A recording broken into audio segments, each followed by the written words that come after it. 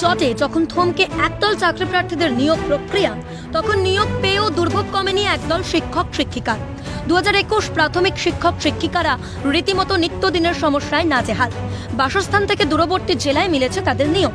বদলির দাবিতে সোমবার বিকাশ ভবন অভিযান দূরবর্তী প্রাথমিক শিক্ষক শিক্ষিকা ঐক্য মঞ্চের তরফে।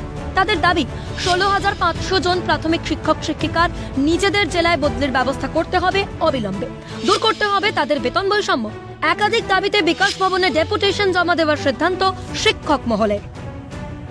আমরা 600 থেকে 900 কিলোমিটার দূরে নিয়োগপ্রাপ্ত হয়েছি একটি অন্য জেলাতে।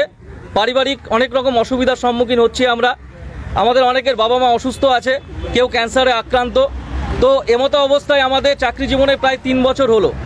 আমরা আমাদের ঊর্ধ্বতন কর্তৃপক্ষ এবং মাননীয় মুখ্যমন্ত্রী এবং মাননীয় শিক্ষামন্ত্রীর কাছে এই অনুরোধ রাখছি, এই আবেদন রাখছি যে আমাদের যাতে দ্রুত বদলির ব্যবস্থা করে। আমরা মূলত প্রাথমিক শিক্ষক শিক্ষিকা, উনি যেন একটা ব্যবস্থা গ্রহণ করেন যার মাধ্যমে আমরা নিজ জেলায় বদলি হয়ে আসতে পারি এবং আমরা খুব সুন্দরভাবে শিক্ষকতা করতে পারি। আমরা গ্রামে শিক্ষকতা করতে যাই, আমরা শুধুমাত্র চাই যে আমাদের পোস্টিংটা নিজ জেলায় দেওয়া হোক।